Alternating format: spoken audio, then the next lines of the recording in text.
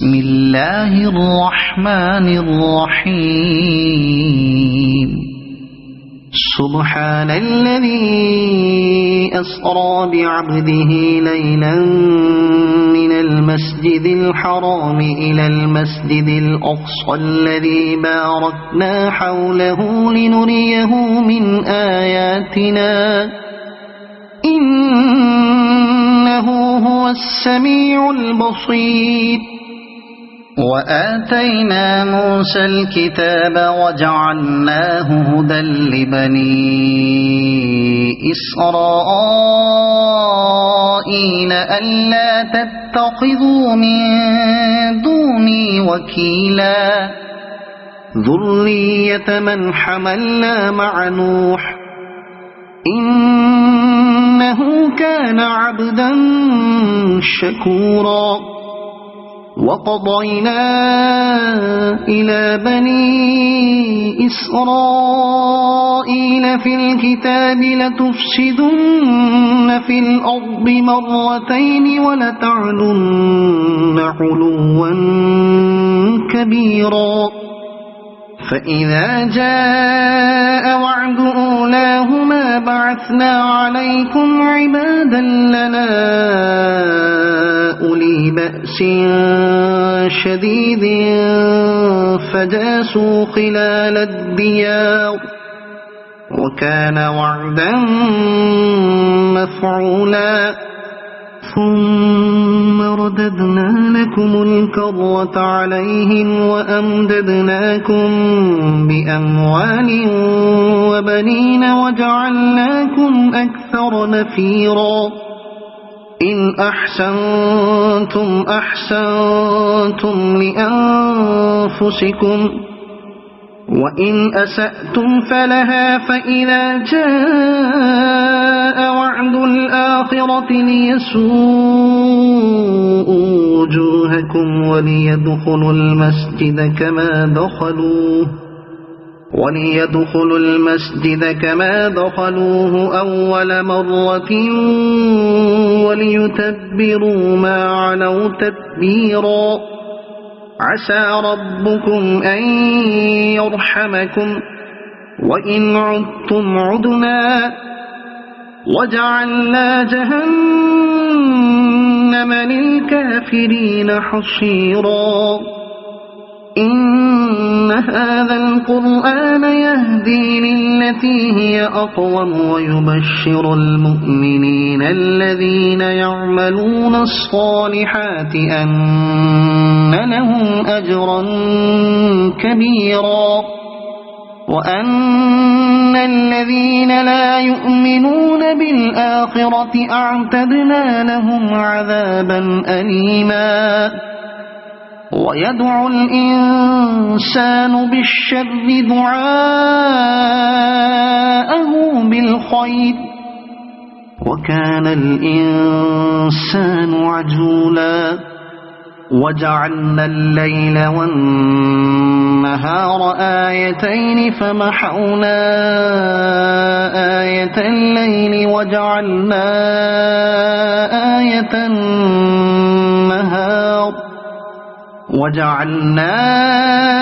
آية النهار مبصرة لتبتغوا فضلا من ربكم ولتعلموا عدد السنين والحساب وكل شيء فصلناه تفصيلا وكل إنسان ألزمناه طائره في عنقه ونخرج له يوم القيامة كتابا يلقاه منشورا اقرأ كتابك كفى بنفسك اليوم عليك حسيبا من اهتدى فإنما يهتدي لنفسه ومن ضل فإنما يضل عليها ولا تزر وازرة وزر أخرى وما كنا معذبين حتى نبعث رسولا وإذا أردنا أن نهلك قرية أمرنا متر فيها ففسقوا فيها فحق عليها القول فدمرناها تدميرا وكم أهلكنا من القرون من بعد نوح وكفى بربك بذنوب عباده خبيرا بصيرا من كان يريد العاجلة عجلنا له فيها ما نشاء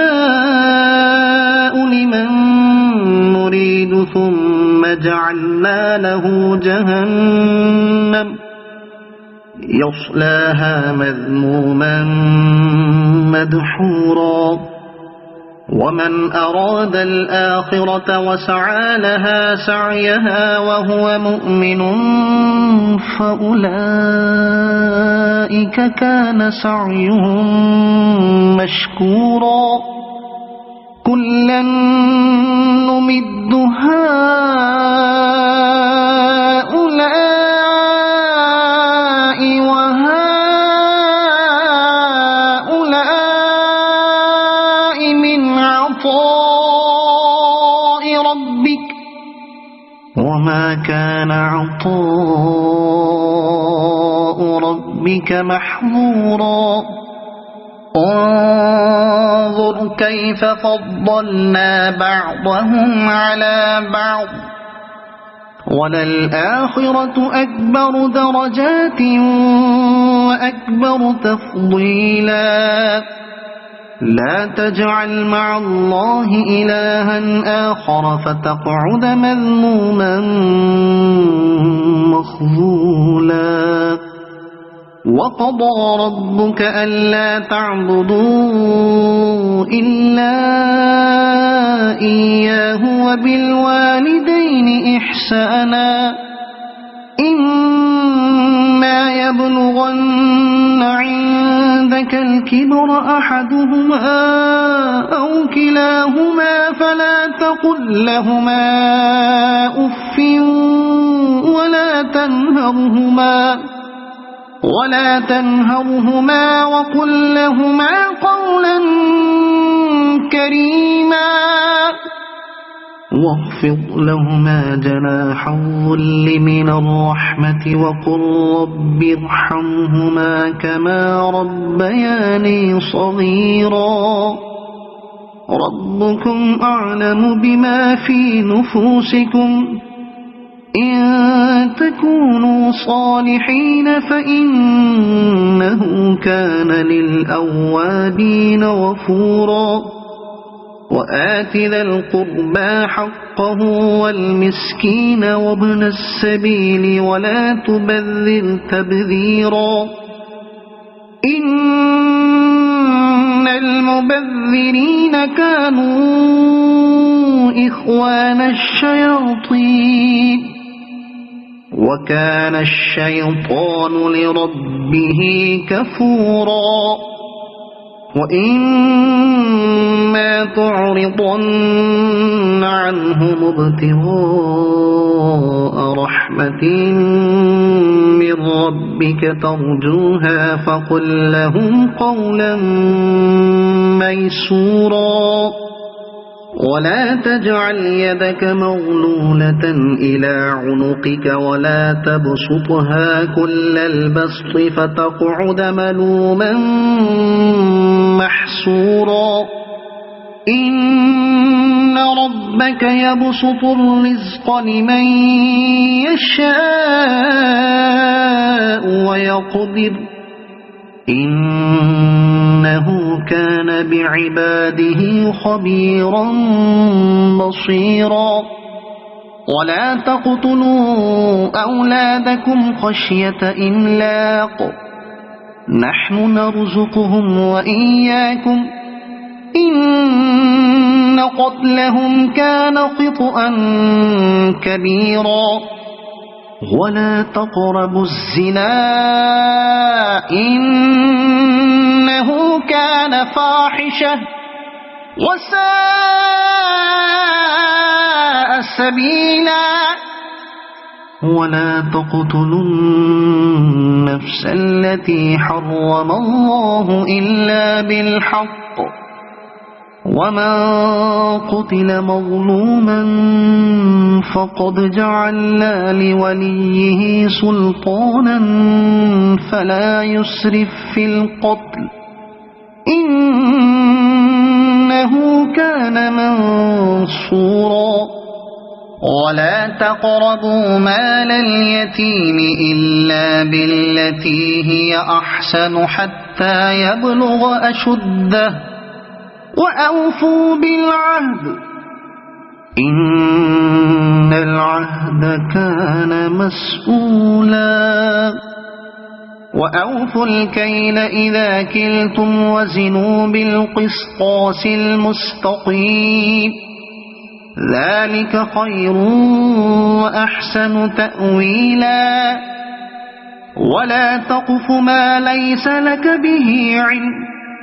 إن السمع والبصر والفؤاد كل أولئك كان عنه مسؤولا ولا تمش في الأرض مرحا إنك لن تخرق الأرض ولن تبلغ الجبال طولا كل ذلك كان سيئه عند ربك مكروها ذلك مما أوحى إليك ربك من الحكمة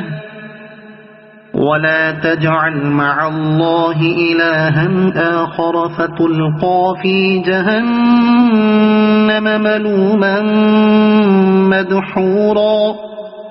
أفأصفاكم ربكم بالبنين واتخذ من الملائكة إناثا إنكم لتقولون قولا عظيما ولقد صرفنا في هذا القرآن ليذكروا وما يزيدهم إلا نفورا قل لو كان معه آلهة كما يقولون إذا لابتغوا إلى ذي العرش سبيلا سبحانه وتعالى عما يقولون علوا كبيرا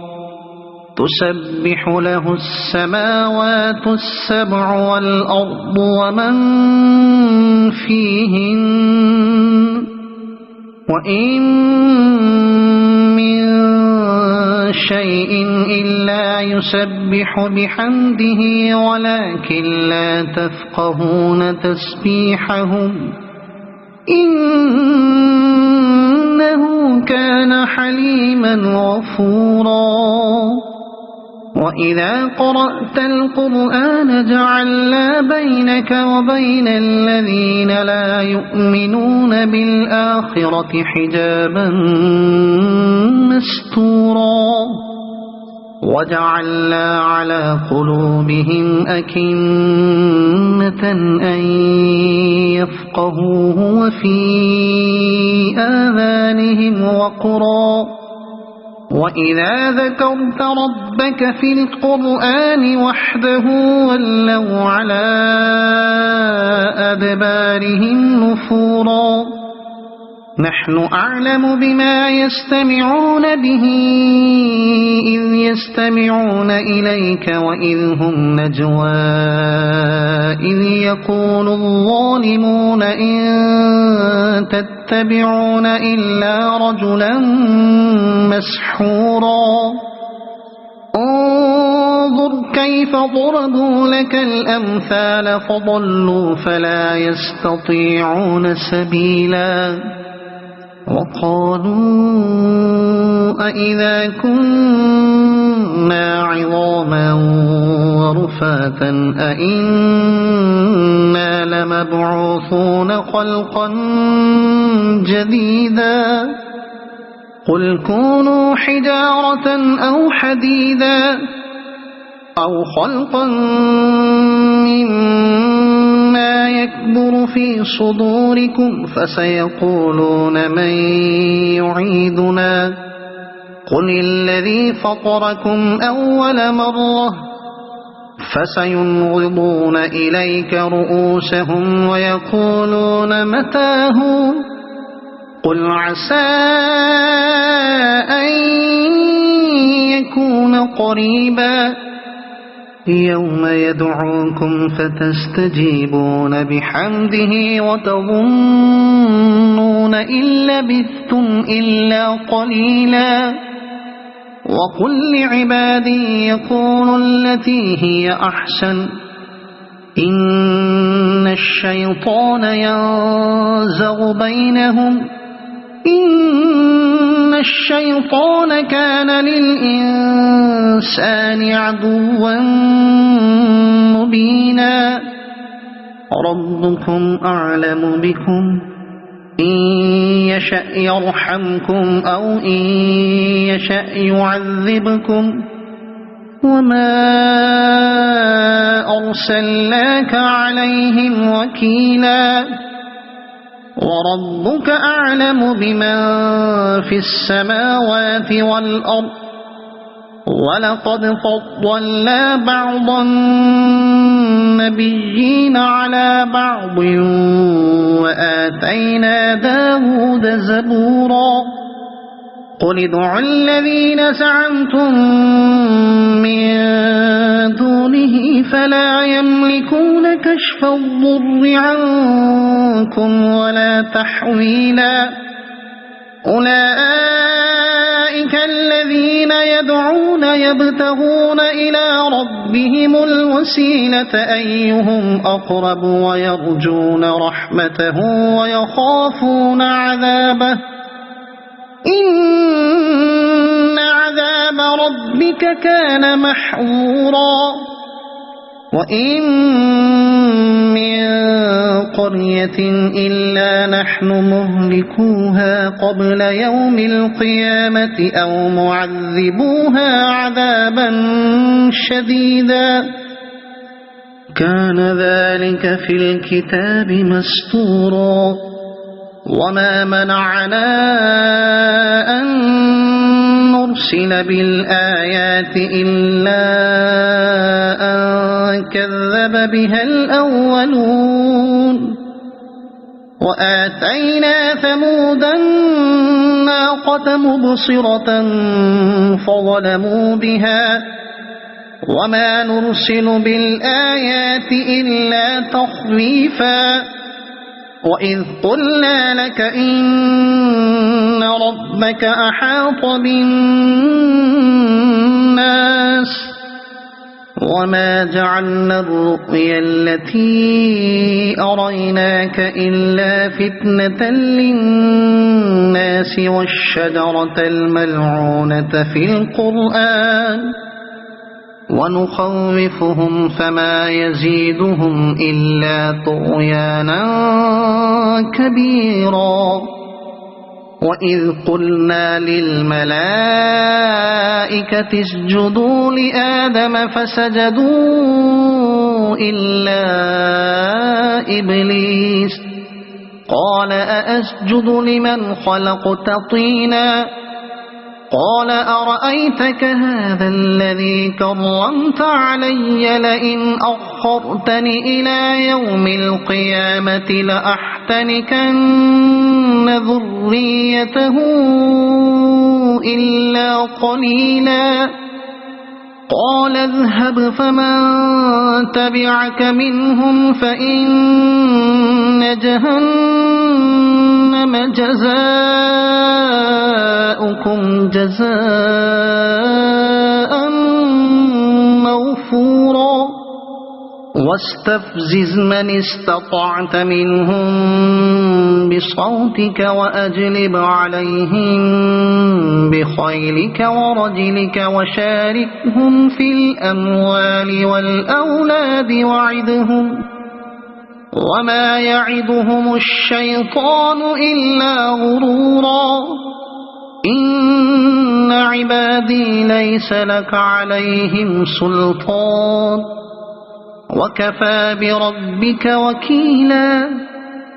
ربكم الذي يزجي لكم الفلك في البحر لتبتغوا من فضله إنه كان بكم رحيما وإذا مسكم الضر في البحر ضل من تدعون إلا إياه فلما نجاكم إلى البر أعرضتم وكان الإنسان كفورا أفأمنتم أن يخسف بكم جانب البر أو يرسل عليكم حاصبا ثم لا تجدوا لكم وكيلا أم أمنتم أن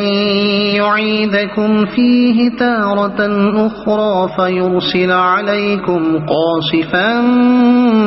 من الريح فيغرقكم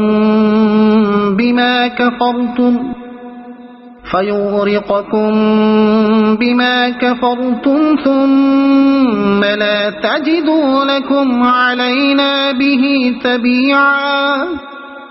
ولقد كرمنا بني آدم وحملناهم في البر والبحر ورزقناهم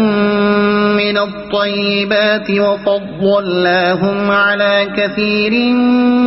ممن خلقنا تفضيلا يوم ندعو كل أناس بإمامهم فمن أوتي كتابه بيمينه فأولئك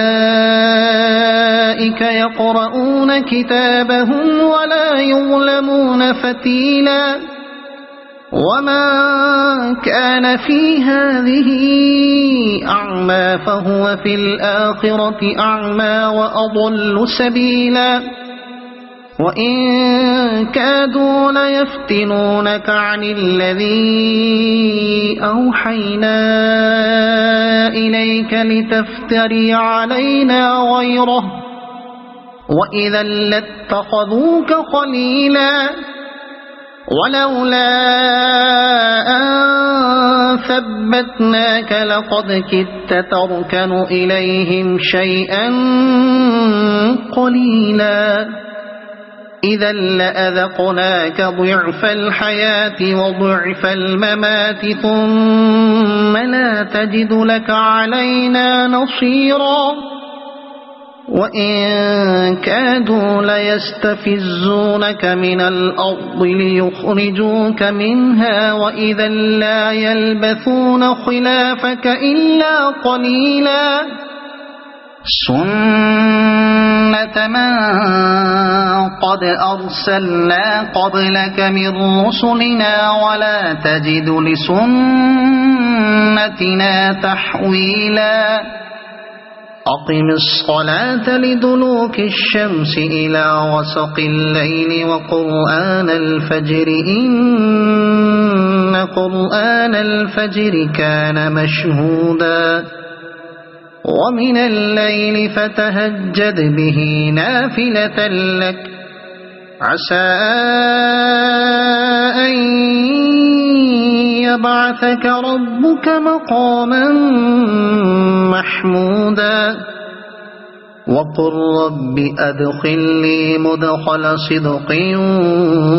وأخرجني مخرج صدق واجعلني من لدنك سلطانا نصيرا وقل جاء الحق وزهق الباطل إن الباطل كان زهوقا وننزل من القرآن ما هو شفاء ورحمة للمؤمنين ولا يزيد الظالمين إلا خسارا وإذا أنعمنا على الإنسان أعرض ونأى بجانبه وإذا مسه الشر كان يئوسا قل كل يعمل على شاكلته فربكم أعلم بمن هو أهدى سبيلا ويسألونك عن الروح قل الروح من أمر ربي وما أوتيتم من العلم إلا قليلا ولئن شئنا لنذهبن بالذي أوحينا إليك ثم لا تجد لك به علينا وكيلا إلا رحمة من ربك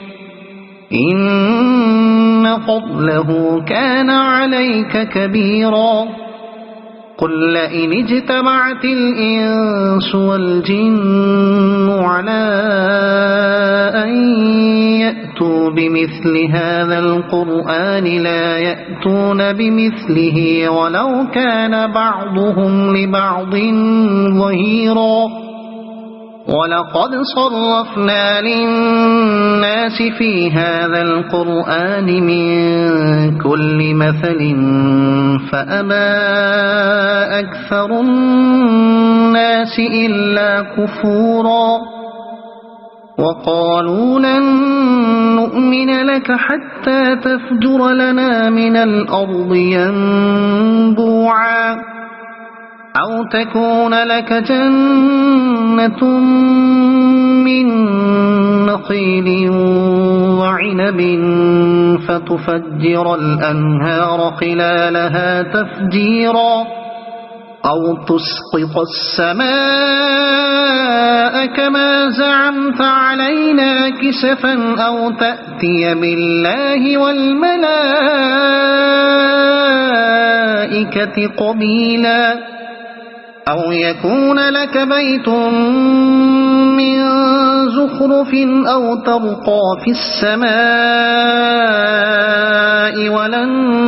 نؤمن لرقيك حتى تنزل علينا كتابا نقرأه أو يكون لك بيت من زخرف أو ترقى في السماء ولن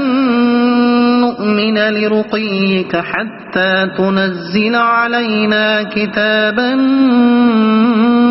نقرأه قل سبحان ربي هل كنت إلا بشرا رسولا وما منع الناس أن يؤمنوا إذ جاءهم الهدى إلا أن قالوا أبعث الله بشرا رسولا قل لو كان في الأرض ملائكة يمشون مطمئنين لنزلنا عليهم من السماء ملكا رسولا قل كفى بالله شهيدا بيني وبينكم إنه كان بعباده خبيرا بصيرا ومن يهد الله فهو المهتد ومن يضلل فلن تجد لهم أولياء من دونه ونحشرهم يوم القيامة على وجوههم عميا وبكما وصما مأواهم جهنم كلما خبت زدناهم سعيرا ذلك جزاؤهم بأنهم كفروا بآياتنا وقالوا أئذا كنا عظاما ورفاتا أئنا لمبعوثون خلقا جديدا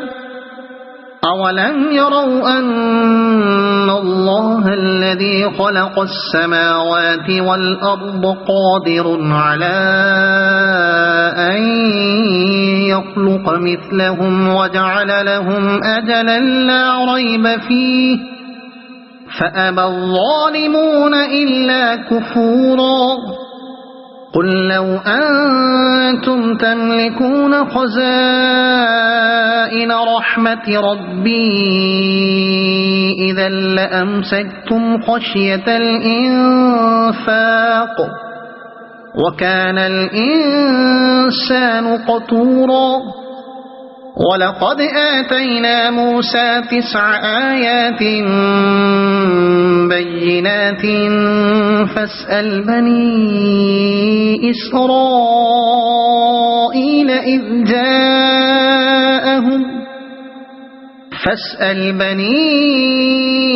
إسرائيل إذ جاءهم فقال له فرعون إني لأظنك يا موسى مسحورا قال لقد علمت ما أنزل هؤلاء إلا رب السماوات والأرض بصائر وإني لأظنك يا فرعون مثبورا فأراد أن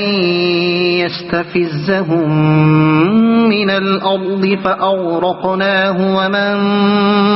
معه جميعا وقلنا من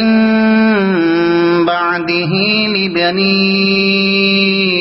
إسرائيل اسكنوا الأرض فإذا جاء وعد الآخرة جئنا بكم لفيفا وبالحق أنزلناه وبالحق نزل وما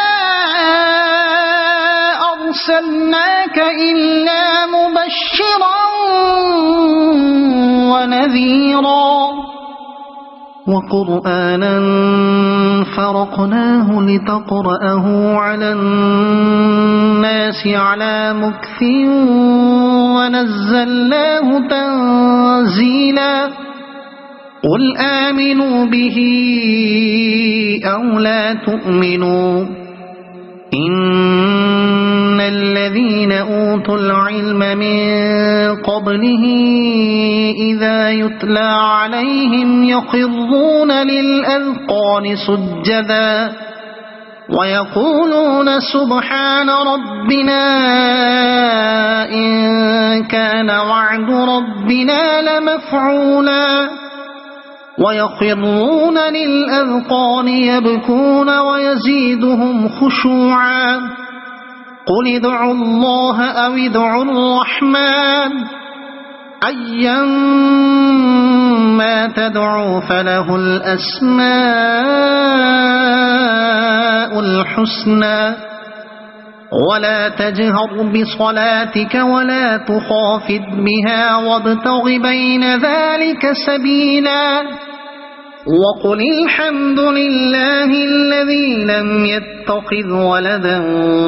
ولم يكن له شريك في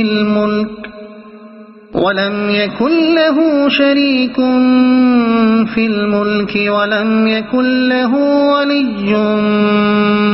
من الذل وكبره تكبيرا.